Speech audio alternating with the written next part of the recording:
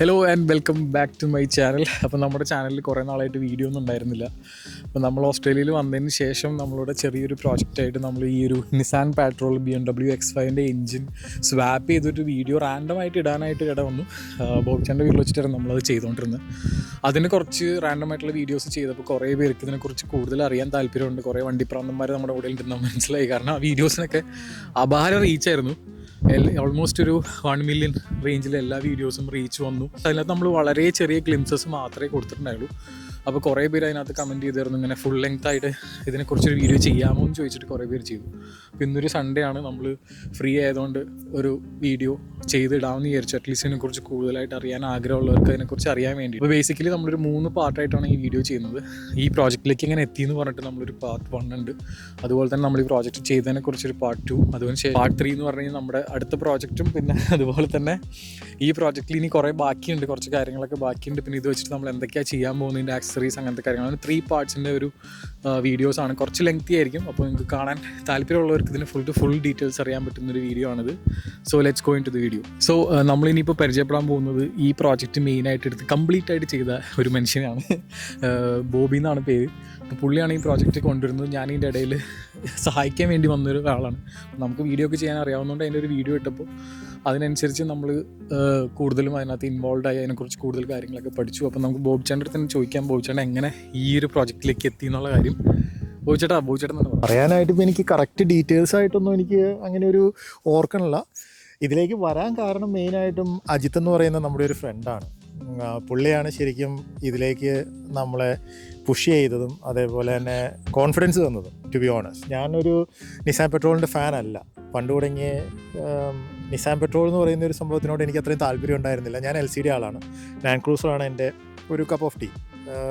അതിൽ മാത്രമേ ഞാൻ ഇതുവരെ വർക്ക് ചെയ്തിട്ടുള്ളൂ എന്ന് പറഞ്ഞു കഴിഞ്ഞാൽ ഞാൻ എൻ്റെ മോഡിഫിക്കേഷൻസും അതേപോലെ തന്നെ എൻ്റെ വണ്ടികളെല്ലാം ലാൻഡ് ക്രൂസർ വണ്ടികളാണ്. ഇതാണ് ഫസ്റ്റ് നിസാൻ പെട്രോൾ എടുത്തത്. അത് മെയിൻ റീസൺ ഈ പറഞ്ഞ പോലെ തന്നെ M57 പവറുമായിട്ട് കോപ്പപ്പ് ചെയ്യാൻ പറ്റിയ ഒരു ഡ്രൈവ് ലൈൻ ഉള്ള വണ്ടി എന്ന് പറയുന്നത് എല്ലാവരും സജസ്റ്റ് ചെയ്യുന്നത് നിസാൻ പെട്രോൾ തന്നെയായിരുന്നു. അത് കാരണം ആണ് ഞാൻ നിസാൻ പെട്രോൾ ചൂസ് ചെയ്തത് അതിൻ്റെ ഒരു പ്ലാറ്റ്ഫോമായിട്ട്. ഏതൊക്കെ വണ്ടി ഇപ്പോൾ കയ്യിലുണ്ട് അതിന് ശേഷം ഈ വണ്ടിയിലേക്ക് എത്തിയാൽ മതി, അല്ലെങ്കിൽ നമ്മൾ ഡയറക്റ്റായിട്ട് പ്രോജക്റ്റിലേക്ക് പോകണ പോലെ പോകും. വണ്ടികളുടെ ഇതെന്ന് പറയുന്നത് എൻ്റെ കയ്യിൽ ഫ്യൂ വണ്ടീസ് ഉണ്ട്. ഇത് 6ാമത്തെ വണ്ടിയാണ്.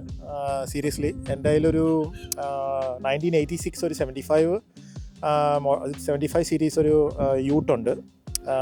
അതും ഇതേപോലെ തന്നെ ഒരു പ്രൊജക്ട് ബൈസിൽ വാങ്ങിച്ചതാണ്. ഇപ്പോഴും ഉണ്ട് ആ വണ്ടി എൻ്റെ കയ്യിൽ. അത് ബേസിക്കലി ഹാർഡ് കോർ ഓഫ് റോഡിന് വേണ്ടി മാത്രം ഉപയോഗിക്കുന്നത്. ടിൻ ലോക്ക് ഒരു 2H എന്ന് പറയുന്ന മോഡൽ എഞ്ചിൻ അതിലിരിക്കുന്നതാണ്. 4 ലിറ്റർ 6 സിലിണ്ടർ എഞ്ചിനാണ്, ഡീസൽ എഞ്ചിൻ. പിന്നെ എൻ്റെ കയ്യിലൊരു LC 80 സീരീസ് ഇരിക്കുന്നുണ്ട്, 1996. അത് 80 സീരീസ് 4.5 ലിറ്റർ പെട്രോൾ എഞ്ചിൻ ഉള്ളതാണ്. അതായിരുന്നു എൻ്റെ ഫസ്റ്റ് വണ്ടി ഓഫ് റോഡിന് വേണ്ടി ഞാൻ എടുത്തത്.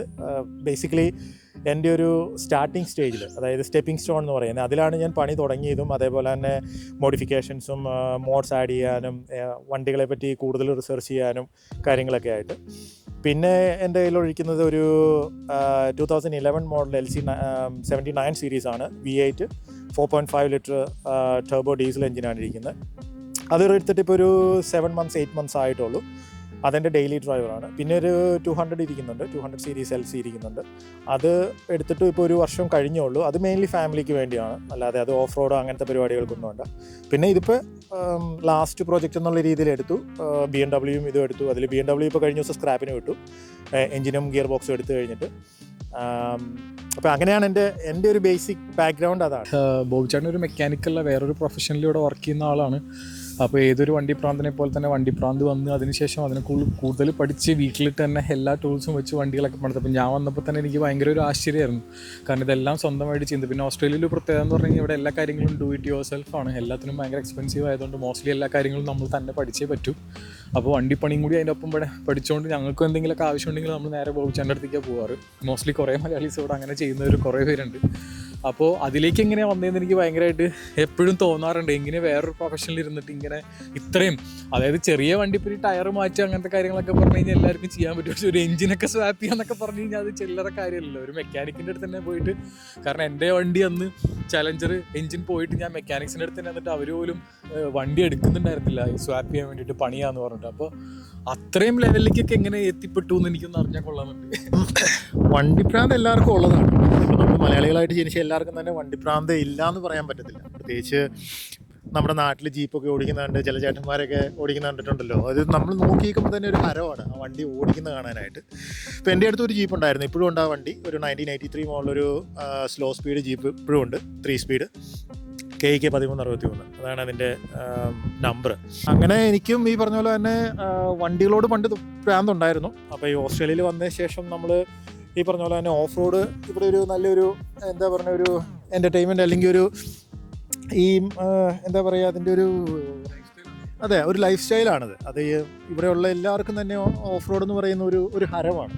അതൊരു റിക്രിയേഷനാണ്. ഇവിടെ ഗവൺമെൻറ്റും അതിനുവേണ്ടി ഒത്തിരി സപ്പോർട്ട് ചെയ്യുന്നുണ്ട്. നമ്മുടെ നാട് പോലെയല്ല, ഇവിടെ ഒത്തിരി റിക്രിയേഷന് വേണ്ടി അല്ലെങ്കിൽ ഈ ഓഫ് റോഡിന് വേണ്ടി അവർ എന്താ പറയുക സ്റ്റേറ്റ് ഫോറസ്റ്റും കാര്യങ്ങളൊക്കെ ഓപ്പൺ ചെയ്ത് കൊടുത്ത് അതിൻ്റെ ട്രാക്ക് ബിൽഡ് ചെയ്ത് ആളുകൾക്ക് പോകാനായിട്ടും റിക്രിയേഷൻ പർപ്പസിന് വേണ്ടി ചെയ്യുന്നുണ്ട്. അപ്പോൾ നമ്മൾ ചെയ്യാറുമുണ്ട് അത് പലപ്പോഴും. അപ്പോൾ ഇവിടെ വന്നങ്ങനെ വന്നു കഴിഞ്ഞപ്പോഴാണ് ഈ വണ്ടികളോടുള്ള ഒരു താല്പര്യം കൂടി. ഇവിടെ വണ്ടികൾ അത്ര എക്സ്പെൻസീവ് അല്ല, മോഡിഫിക്കേഷന് എന്താ പറയുക ലിമിറ്റേഷൻസ് ഉണ്ട്. എന്നാൽ ഈ പറഞ്ഞ പോലെ തന്നെ നമുക്ക് നല്ല രീതിയിൽ മോഡിഫൈ ചെയ്ത് വണ്ടികൾ കൊണ്ടുപോകാൻ സാധിക്കും. അതെ, അപ്പോൾ നമുക്ക് പല കാര്യങ്ങളും നമുക്ക് ലിമിറ്റേഷൻ, നാട്ടിൽ ലിമിറ്റേഷൻ ഉള്ളത് ഇവിടെ അങ്ങനെയല്ല. ഇവിടെ അവർ ഈ പറഞ്ഞ പോലെ തന്നെ ഇപ്പോൾ എൻ്റെ കയ്യിൽ തന്നെയാണെങ്കിൽ ഒരു 1968 model royal Enfield England made ഇരിക്കുന്നുണ്ട്. ഇപ്പോൾ നാട്ടിൽ എൻ്റെ കയ്യിലിരിക്കുന്ന ഒരു 1995 മോഡൽ എൻഫീൽഡ് ഓരോ തവണ ചെല്ലുമ്പോഴും നമ്മൾ ടെസ്റ്റ് ചെയ്യണം, അത് ചെയ്യണം, അത് ലാപ്സായി പോയി കഴിഞ്ഞാൽ അതിൻ്റെ ഫൈൻ അടയ്ക്കണം, അങ്ങനെയുള്ള കുറേ കാര്യങ്ങളുണ്ട്. നമ്മൾ ആകെ നാട്ടിൽ ചെല്ലുമ്പോൾ 20 ദിവസം ഓടിക്കുന്നതിന് വേണ്ടി ഒരു 10-15,000 രൂപ വേണ്ടി അതിന് വേണ്ടി മുടക്കുന്നുണ്ട്. പക്ഷേ ആ വണ്ടിയോടുള്ള താല്പര്യം കാരണം ഇപ്പോഴും ആ വണ്ടി എൻ്റെ കയ്യിലുണ്ട്. ഒരു 1995 റോയൽ എൻഫീൽഡ് നാട്ടിലുണ്ട്. ഇവിടെ എൻ്റെ കയ്യിൽ 1968 റോയൽ എൻഫീൽഡ് ഇവിടെ ഒരെണ്ണമുണ്ട് 350. അപ്പോൾ പറഞ്ഞു വന്നത് എങ്ങനെയാണെന്ന് വെച്ച് കഴിഞ്ഞാൽ, അപ്പോൾ അങ്ങനെ ഇരുന്ന് കഴിഞ്ഞപ്പോഴാണ് ഈ നമ്മുടെ യൂട്യൂബിൽ 4 വീൽ ഡ്രൈവ് 24/7 എന്ന് പറയുന്ന ഒരു പ്രോഗ്രാം ഉണ്ട്. അതിൽ ഷോണിന് ഒരു 80 സീരീസ് ഉണ്ട്, പുള്ളിക്ക് ഇപ്പോഴും ഒരു 80 സീരീസ് ഉണ്ട്. ആ വണ്ടി എനിക്ക് ഭയങ്കരമായിട്ട് ഇഷ്ടപ്പെട്ടു. അത് ഞാൻ എപ്പോഴും ഇരുന്ന് കാണുമായിരുന്നു ആ ഒരു പ്രോഗ്രാം. ഇപ്പോഴും ഉണ്ട് അവരുടെ ആ സീരീസ്, ഇപ്പോഴും പോകുന്നുണ്ട്. തേഴ്സ്ഡേയ്സിൽ 24/7 4 വീൽ ഡ്രൈവ് 24/7 എന്ന് പറയുന്ന ഒരു യൂട്യൂബ് ചാനലാണ് അവരുടെ ഇതിലുള്ളത്. അപ്പോൾ അങ്ങനെ ഞാൻ അന്നേരം വീട്ടിലിങ്ങനെ പറയും, എനിക്ക് ഇതേപോലത്തെ ഒരു പഴയ വണ്ടി വേണം. അതേപോലെ തന്നെ എനിക്കിങ്ങനെ ബിച്ച്മൻ റോഡിൽ കൂടെയൊക്കെ പോയി എവിടെയെങ്കിലുമൊക്കെ ഇരുന്ന് ഫ്രണ്ട്സൊക്കെ ആയിട്ട് ബിയർ അടിക്കണം. ആ ഒരു താല്പര്യം എനിക്ക് പണ്ട് തുടങ്ങിയേ ഉള്ളതായിരുന്നു. പക്ഷെ നമുക്ക് അങ്ങനെ ഒരു കമ്പനിയൊന്നും കിട്ടിയിട്ടുണ്ടായിരുന്നില്ല. നമ്മൾ തന്നെ ഇങ്ങനെ ഇരുന്നു. അങ്ങനെ ആ ഒരു സമയത്ത് ഈ പ്രാന്ത് മൂത്ത് കഴിഞ്ഞപ്പോഴാണ് ഞാൻ എൻ്റെ കൂടെ വർക്ക് ചെയ്യുന്ന ഒരു ഇംഗ്ലീഷ് അപ്പച്ചനുണ്ട്. പുള്ളിയോട് ചോദിച്ചു കഴിഞ്ഞപ്പോൾ പുള്ളി പറഞ്ഞു, എൻ്റെ പർപ്പസിന് വേണ്ടിയാണെങ്കിൽ ഡെയിലി ഡ്രൈവ് അല്ലെങ്കിൽ അതിൻ്റെ പെട്രോൾ എഞ്ചിൻ കിട്ടും 4.5 ലിറ്റർ. അതാകുമ്പോൾ മെയിൻ്റനൻസും തീരെ കുറവാണ്. വണ്ടി സ്ഥിരം ഓടിച്ചില്ലെങ്കിലും കുഴപ്പമില്ല, പെട്രോൾ എഞ്ചിനായ കാരണം നന്നായിട്ട് വീട്ടിൽ നമുക്ക് ലുക്ക് ആഫ്റ്റർ ചെയ്യാൻ പറ്റും എന്നുള്ള രീതിയിൽ ഇങ്ങനെ ഇരുന്ന് കഴിഞ്ഞപ്പോൾ എനിക്കൊരു വണ്ടി അങ്ങനെ മാർക്കറ്റ് പ്ലേസിൽ വന്നു. അങ്ങനെ ഞാൻ ആ വണ്ടി പോയി കണ്ടു, ഇദ്ദേഹത്തെ വിളിച്ച് പറഞ്ഞു. ഈ ഇംഗ്ലീഷ് അപ്പച്ചൻ വന്ന് വണ്ടി ഓടിച്ചു നോക്കിയപ്പോൾ എനിക്കത് എടുത്തു തന്ന വണ്ടിയാണ്, നല്ല വണ്ടിയായിരുന്നു.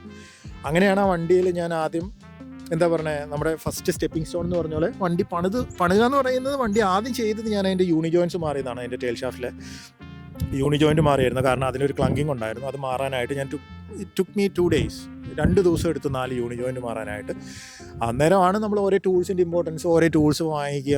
അങ്ങനെ 2019 ആ പ്രോസസ്സ് സ്റ്റാർട്ട് ചെയ്തത്, ജസ്റ്റ് ബിഫോർ കോവിഡ്. പിന്നെ കോവിഡ് ആയി കഴിഞ്ഞപ്പോഴേക്കും നമുക്ക് ഇഷ്ടംപോലെ ഫ്രീ ടൈം ഉണ്ട്, വീട്ടിൽ തന്നെയാണ് ഇരിക്കുന്നത്, വർക്ക് ഫ്രം ഹോം ആയിരുന്നു മെജോറിറ്റി ടൈം. അപ്പോൾ അങ്ങനെ വന്നു കഴിഞ്ഞപ്പോൾ അതിൻ്റെ ഓരോ മോഡിഫിക്കേഷൻ സ്റ്റാർട്ട് ചെയ്തു.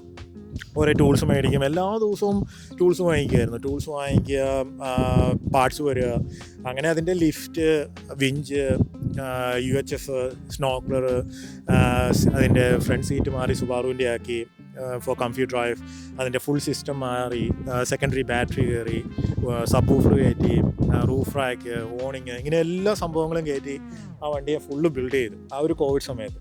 നല്ലൊരു എക്സ്പീരിയൻസ് ആയിരുന്നു. പക്ഷേ it was tiring, to be honest. It was very tiring. കാരണം നമ്മുടെ കയ്യിൽ പ്രോപ്പറായിട്ടുള്ള ജാക്ക് ഉണ്ടായിരുന്നില്ല, ലിഫ്റ്റ് ഉണ്ടായിരുന്നില്ല, ഇങ്ങനെയുള്ള ഇതൊന്നുമില്ലാതെ നമ്മൾ ഈ വണ്ടിയുടെ അടിയിൽ കയറുക, ഓരോ സാധനങ്ങൾ മാറുക എന്നൊക്കെ പറയുന്നത് ഇറ്റ്സ് നോട്ട് ദാറ്റ് ഈസി. പക്ഷേ എൻജോയ് ചെയ്തു. അവിടുന്ന് വഴി സ്റ്റാർട്ട് ചെയ്തിട്ടാണ് ഇപ്പോൾ ഇവിടെ എത്തി നിൽക്കുന്നത്. അപ്പോൾ കുറേ കാര്യങ്ങൾ നമ്മൾ ബോബിച്ചേൻ്റെ അടുത്ത് ചോദിച്ച് മനസ്സിലാക്കി. ഇത് ശരിക്കും പറഞ്ഞു കഴിഞ്ഞാൽ ഇതിൻ്റെ ഒരു ബേസ്, ഇതെങ്ങനെ ഇവിടെ നമ്മൾ എത്തിയെന്ന് അറിയാൻ വേണ്ടിയിട്ട് നമ്മളൊരു പാർട്ട് 1 ആയിട്ട് ഇതിൻ്റെ ഒരു സീരീസ് ആയിട്ട് ചെയ്യാൻ വേണ്ടി തന്നെ കൂടുതലായിട്ട് ചോദിച്ചറിഞ്ഞതാണ്. കാരണം നമ്മൾ എവിടെ നിന്ന് തുടങ്ങി എവിടെ എത്തിയെന്ന് പറയുമ്പോഴാണല്ലോ അതിൻ്റെ ഒരു പൂർണ്ണത വരിക. അപ്പോൾ പുള്ളി എങ്ങനെ തുടങ്ങി എന്നുള്ള കാര്യങ്ങളൊക്കെ നമുക്ക് ഡീറ്റെയിൽ ആയിട്ട് മനസ്സിലായി. കാരണം ഇങ്ങനെ ഒരു പ്രോജക്റ്റിലേക്ക് എത്താമെന്ന് പറഞ്ഞു കഴിഞ്ഞാൽ ചില്ലറ കാര്യമില്ല. അത് ചെയ്യണമെങ്കിൽ നമ്മൾ ബാക്ക്ഗ്രൗണ്ടിൽ കുറേ വർക്ക് ചെയ്ത് മുന്നോട്ട് വന്നിട്ടുണ്ടാവുമല്ലോ. അപ്പോൾ അതൊരു ബേസിക്കായിട്ട് ഞാൻ തന്നെ പല പ്രാവശ്യം ചോദിച്ച കാര്യങ്ങളാണ്. കാരണം എനിക്കും ഭയങ്കര ക്യൂരിയസ് ആയിരുന്നു. കാരണം ഇങ്ങനെ ഇവിടെ ഒരു സ്ഥലത്ത് നമ്മൾ വേറൊരു പ്രൊഫഷനിൽ വർക്ക് ചെയ്യുമ്പോൾ ഇത്രയും വർക്ക് ചെയ്യാന്ന് പറഞ്ഞു കഴിഞ്ഞാൽ അത് അത്ര എളുപ്പമുള്ള, അത്രയും ഡെഡിക്കേഷനും അത്രയും ടൈമും, പിന്നെ അറിയാലോ ഇത് ഇത്രയും സ്പെസിഫിക്കേഷൻസ് ഒക്കെ, അതും ഒരു ജർമ്മൻ എഞ്ചിനീയറിങ്ങും അതുപോലെ തന്നെ ഒരു ജാപ്പനീസ് എഞ്ചിനീയറിംഗും ഉള്ള 2 വണ്ടി എടുത്ത് സ്വാപ്പ് ചെയ്യാന്ന് പറഞ്ഞു കഴിഞ്ഞാൽ പുള്ളിക്ക് ഇത് സിമ്പിളായിട്ട് പുള്ളി പറയുന്നത്, പക്ഷെ കേൾക്കുന്ന എല്ലാവരും ഞെട്ടിപ്പോവാണ്. കാരണം തമാശയായിട്ട് കുറേ പേര് എന്താ ഇത് നിങ്ങൾ മണ്ടത്തരാണ് കാണിക്കുന്നത്, അതാണ് ഇതാണെന്നൊക്കെ പറഞ്ഞ് നമ്മൾ കുറേ കമൻറ്റ് ചെയ്തു. അപ്പോൾ ഇതെല്ലാം ഒരു പാഷൻ്റെ പുറത്തുള്ള ഒരു സംഭവമാണ്. ഇതിപ്പോൾ ശരിയാണോ തെറ്റാണോ എന്ന് ചോദിച്ചു കഴിഞ്ഞാൽ ഇത് ശരിയും തെറ്റൊന്നുമില്ല. ഒരു പ്രാന്ത് കയറി കഴിഞ്ഞ് കഴിഞ്ഞാൽ ആ ഒരു ഫ്ലോയിൽ അങ്ങോട്ട് പോകും. അപ്പോൾ അടുത്ത പാർട്ടിൽ നമുക്ക് ഈ പ്രോജക്റ്റിനെ കുറിച്ച് കൂടുതലായിട്ട് ഡിസ്കസ് ചെയ്യാം. അപ്പോൾ thank you so much for watching. അപ്പോൾ അടുത്ത വീഡിയോയിൽ നമുക്ക് ഇതിൻ്റെ ഫുൾ ഡീറ്റെയിൽസ്, അതായത് ഈ നിസാൻ, ഇതിപ്പോൾ actually Nissan plus Nissan German engineered ആയിട്ടുള്ള നിസാനാണ് ഇപ്പോൾ ഇവിടെ നിൽക്കുന്നത്. അപ്പോൾ ഇതിൻ്റെ കൂടുതൽ ഈ വണ്ടിയിലെ കംപ്ലീറ്റ് ഒരു വാക്ക് അറൗണ്ടും കാര്യങ്ങളൊക്കെ അടുത്ത എപ്പിസോഡിൽ വരുന്നുണ്ട്. അപ്പോൾ stay tune. Thank you so much for watching. By.